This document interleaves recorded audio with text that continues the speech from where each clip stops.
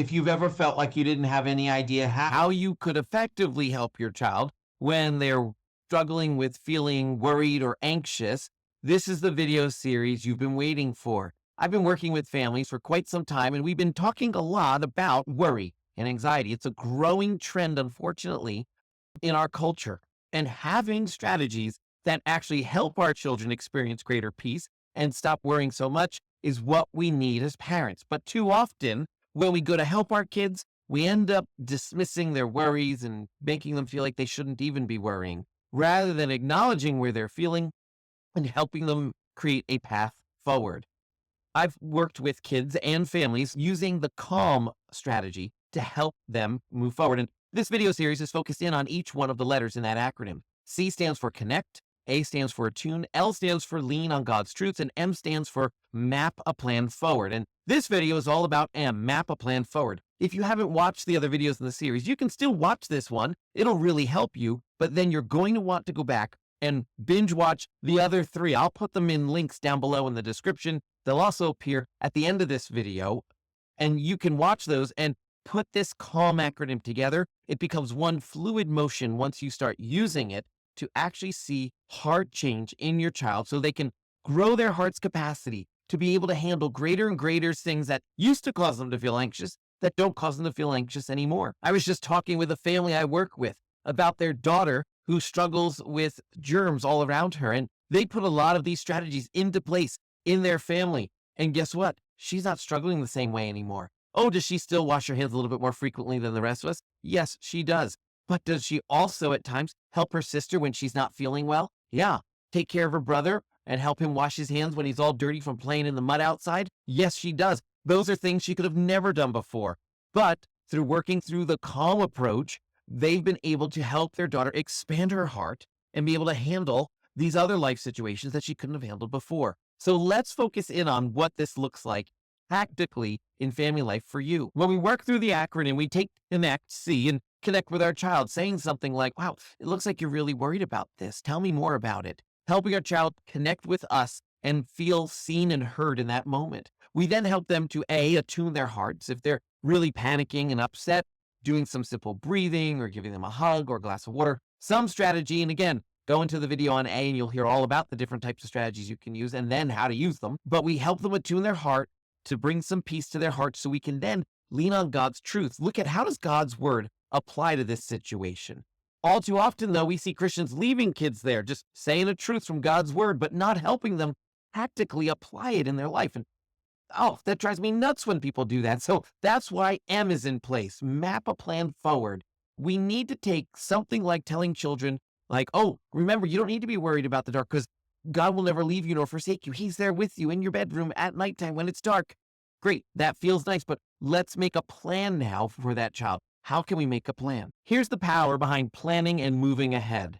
Small victories lead to a greater capacity to handle anxious feelings. Because when I have a small victory, I have a victory and I can move forward because I have a life experience that testifies for me against the worries that come up in the future. So when I start worrying about something in the future, I get to look at my past and go, yeah, but I dealt with this before. And look what happened when I did. That's how mapping helps us. The other way that mapping helps us is it takes away the power of worry. Worry thrives in uncertainty, but mapping a plan forward eliminates uncertainty because we have a plan to work with. So when we eliminate uncertainty or greater amounts of uncertainty, we start eliminating the very environment that worry thrives in. And so our children are able to move forward because there's a little bit more solid footing for them to move forward in. Let's take a situation like maybe your kid's afraid there's not going to be any friends to play with when they go to the park or to a party or a family gathering, whatever it might be. We can sit down with our child. We can A, connect with them and say, wow, it looks like this is really on your mind a lot. And like, you're really anxious about going. Is that true? And let them say, yes, it absolutely is. Okay. I understand that. So, if your child's really expressing a lot of worry at that point, you might need to attune their heart and maybe get a drink of water before you talk or give them a little hug or hold their hand, make good eye contact, do a little cleansing breath, whatever it takes. But once you're there, lean on God's truth. Yes, talk about how God will never leave us nor forsake us. And one of the ways he's not forsaking us is he's given you a parent to help you think through some plans forward. So let's make a plan. And then you come up with a practical plan. One piece of that plan can be brainstorming who's going to be at the party as well. So we can start thinking about who's there and what you might do with them and how you could even approach them to get to play with them and go through a little bit of rehearsal with your child and pretend you're the friend. Why don't you ask me to play with you? That's a simple step forward that we can do.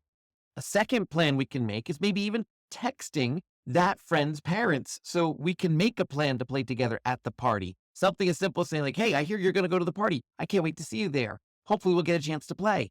That then starts to set up the social scenario that we're both expecting to see each other. And now your child's feeling more confident as we head out. Maybe that kid texts back, oh boy, I can't wait to see you. I'm so glad you're going too.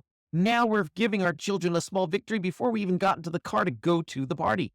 And then we give our child a small plan for what to do if things don't work out. Maybe the friend you were planning on playing with says no, or they go home earlier than we do, or they don't make it after all. What do you do now? We give our kids a little plan for that situation. You can come find me and I'll help you find someone to play with, or another activity you can do. But by coming up with a plan now for different little scenarios, and notice these are not complex plans with big drawn out maps and everything, right?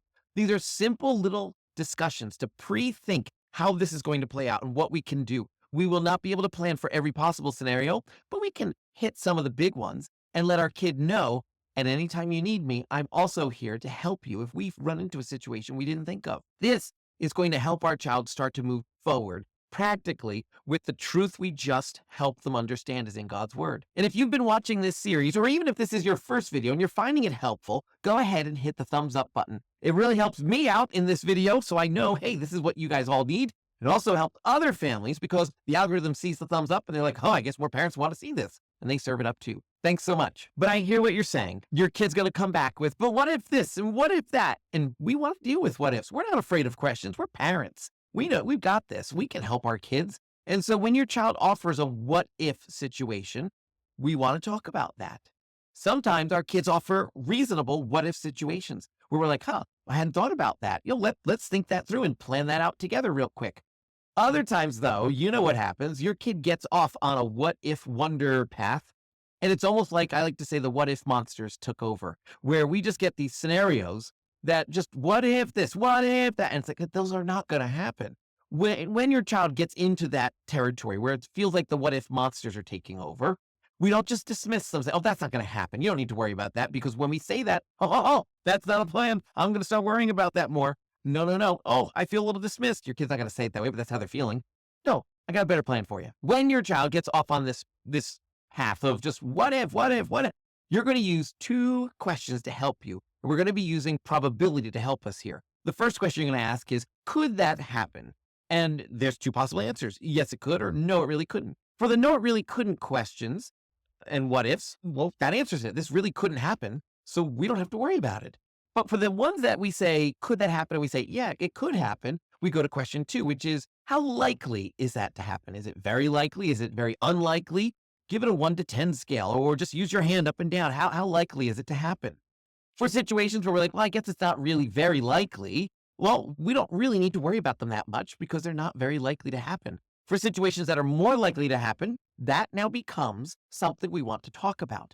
But the ability to be able to help your child reflect on their what ifs when they start running away helps a ton because they're speaking to it. Rather than you telling them, oh, you don't need to worry about that, they're coming to the recognition that they don't need to worry about it because they either realize it couldn't really happen or it's not likely to really happen. And by the way, planting this idea of a what if monster ahead of time really does help. So if you've got a kid who does all this, but what if, just have a casual conversation with them at some point saying, I notice that sometimes when we are going to go do something, sometimes you worry about those things. And that's okay. I'm here to help you with your worries. But I also notice you let the what if monster get you sometimes. And your kid's going to be like, what's that? You're going to tell them, well, the what if monster is those what if questions. Sometimes what if questions are okay. But sometimes what if questions get to be so many that it's sort of like a what if monster took over your brain. And they're causing you to just worry about stuff you really don't need to worry about. And then give them a few examples that maybe come from their own experiences where they started to go down that what if monster trail. Planting that concept before the next time your kid worries now creates the opportunity that you have a familiar language, a common language with your kid to use when they start to trail that way. But now that we have a map of a plan to move forward, we can really help our child have a victory here. And the more victories our kids get, the greater their capacity grows in their heart to handle these feelings of worry and anxiety. And the more it grows, the more they are feeling accomplished, and they're not identifying themselves as, oh, I'm a kid who worries. They say, no, I'm a kid. Every now and then I start to worry, but I've got tools and strategies and parents who help me and a God who sees me, who's on my side, and I overcome those things. I love when I see families, and I see them all the time, implementing this calm method, and they see victory over and over and over again. So if you haven't watched the overview video, check it out here. And if you've missed any in this series, check out the playlist I'll put right here. Thanks so much for watching, everybody, and I'll see you real soon. Bye, everyone.